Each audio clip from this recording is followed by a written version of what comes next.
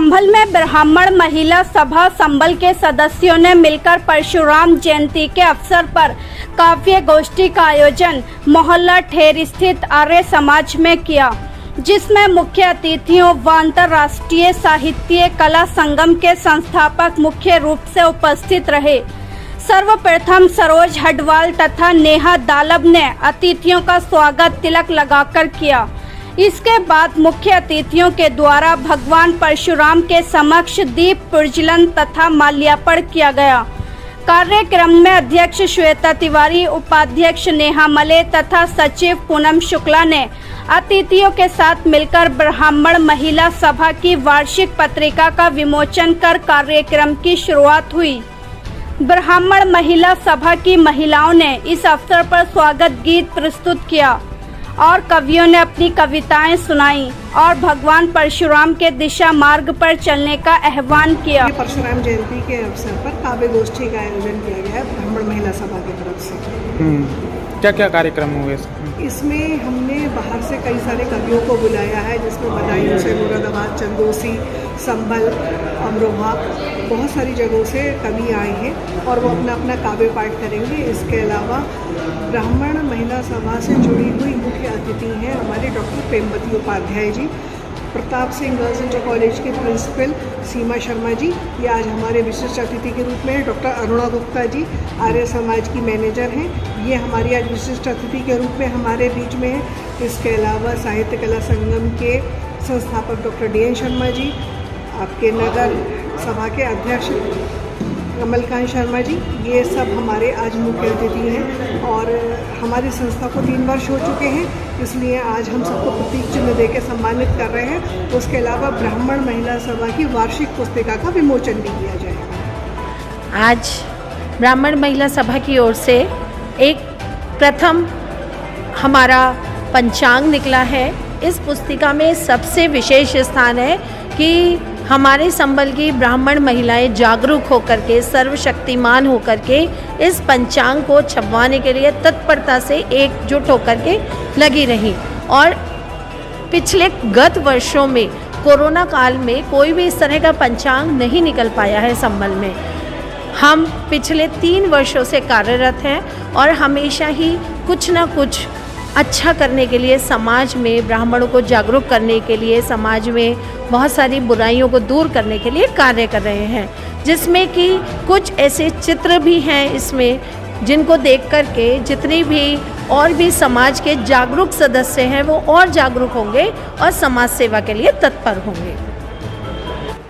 मैं पूनम शुक्ला, ब्राह्मण सभा की सचिव, सर्वप्रथम अपने देशवासी को, अपने शहरवासियों को भगवान परशुराम जी के प्रकट उत्सव की बधाई देना चाहती हूँ और भगवान विष्णु जी के 10 अवतार में से 6ठा अवतार भगवान परशुराम जी का है, जो हम दीपोत्सव के रूप में मनाएंगे और उनके सिद्धांतों पर चलकर बुराइयों को दूर करेंगे, क्योंकि भगवान हमारे आदर्श हैं ब्राह्मणों के और हमें हर जगह उन्होंने ब्राह्मणों को आगे किया है।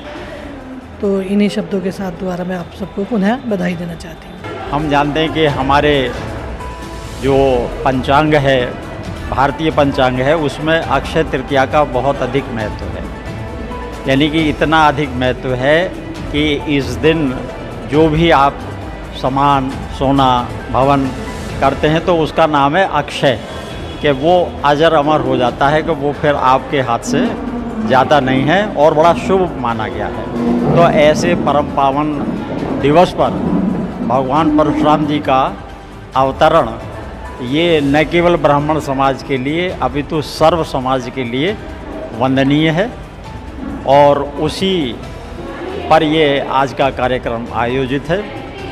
और इस अवसर पर भारतीय परंपरा का जो सूचक है पंचांग, तो महिला ब्राह्मण सभा ने आज पंचांग का भी विमोचन का कार्यक्रम रखा है। जो आप कभी भी हैं, लेखक भी हैं, ऐसे में परशुराम जी की जयंती मनाई जा रही है, किस तरह से लेखक कभी एक जयंती को शुभकामनाएं देता है, क्या विचार रखता है? एक तो मैं ये कहना चाहूँगा कि परशुराम जी को किसी सीमा रेखा में बांधना या किसी भी देवी देवता को किसी समाज से जोड़ना, किसी जाति विशेष से जोड़ना, ये अच्छी प्रवृत्ति नहीं है। बशर्ते कि वो आयोजित वो करें मान लिया, लेकिन अनेक व्यक्तियों को उसमें आमंत्रित करना। जब हम भगवान कहते हैं तो वो भगवान ब्राह्मण के तो नहीं हैं, वो तो सभी के हैं, तभी तो भगवान हैं। तो परशुराम जी का जो जीवन है वो बहुत ही आकर्षक है और हमेशा से आकर्षक रहा है। कुछ लोग परशुराम जी को केवल एक उग्र स्वभाव वाला और हर जगह शस्त्र का प्रयोग करने वाला, ऐसा कई जगह तो उनको मातृहंता यानी कि अपनी माता को भी मारने जैसी आरोप उन पर लगे गए हैं, लेकिन ये सब वास्तविकता से बहुत दूर है। परशुराम जी ने स्वयं लिखा है कि अग्रे संतु में वेदाः पृष्ठतः सशरम धनु उभाभ्याम सक्षमोस्मि शापादपि स्वरादपि।